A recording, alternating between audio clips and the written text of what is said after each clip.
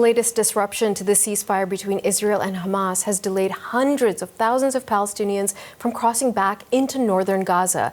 The delay comes after Israeli civilian Arwa was not included in yesterday's swap for hostages and detainees.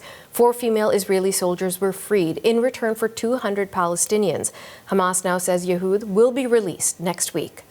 So for more on the humanitarian crisis in Gaza, we are joined now by Arwa Damon. She's a former CNN senior international correspondent. She is now the president and the founder of the children's charity INARA, which also has an office in Gaza. Arwa, very good to have you back on the show.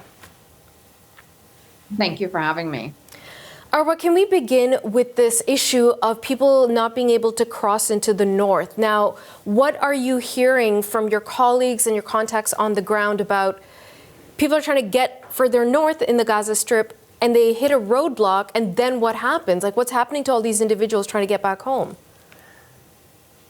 So basically, that roadblock is called the Netzarim corridor. And prior to the ceasefire, you could only cross that corridor with Israeli permission. So basically, the Israelis give you the green light to be able to move to a holding point and then to a crossing point. And that is pretty much only for humanitarian missions. Incidentally, this corridor has also been nicknamed the corridor of death by Palestinians because there have been a chilling number of instances where Palestinians who were trying to reunite with their families, either in the southern part of Gaza or move from the south to the north of Gaza, were actually shot at that checkpoint.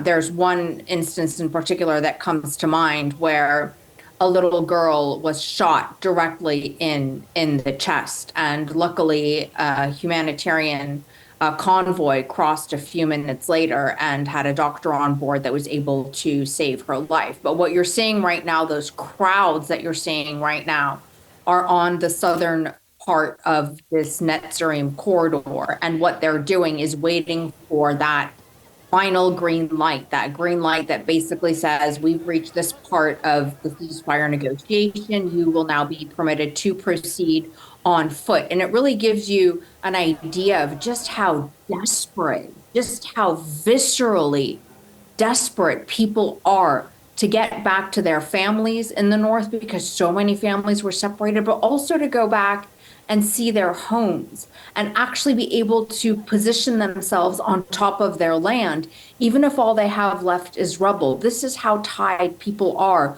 to their homes and to their land, where we've been seeing them for nearly 24 hours right now, waiting to get that permission to be able to cross. Arwa, as you've been offering us this understanding of what's happening, we're simultaneously showing images of those immense crowds trying to get through to the north, but also the unbelievable destruction of Gaza right now. So let's say this specific issue of Yehud, the one Israeli woman that the Israelis wanted freed yesterday, she might get freed in the coming days. If that issue gets lifted and then the corridor opens up again, when people do get to these northern parts of Gaza, what are they going to find? What's your understanding of any infrastructure that's left up there? It's really making me think back to my own first trip to Gaza City itself and to Jabalia, so one of the neighborhoods in the northernmost part of Gaza. And I did that trip over the summer. And, since then, Jabalia has been significantly more destroyed. I was in Gaza City, my last trip to Gaza in November and December. But I really think back to how once I got there, I was shocked. I was shocked, speechless. And I'm thinking back to other colleagues in the humanitarian industry and friends who have made the trip up there on humanitarian missions, and how they've returned just completely and totally speechless and sheet white. And to think that hundreds of thousands, if not more, people are going to go through that same level of shock and horror as everything that they have lost actually begins to sink in, as the enormity of what it's going to mean to rebuild Gaza actually really begins to sink in, it's going to be so deeply traumatic. And again, it's a trauma that's not going to be lived by, 1 or 2 people. It's a trauma that's going to be lived by the vast majority of the population. Look, everything has been decimated.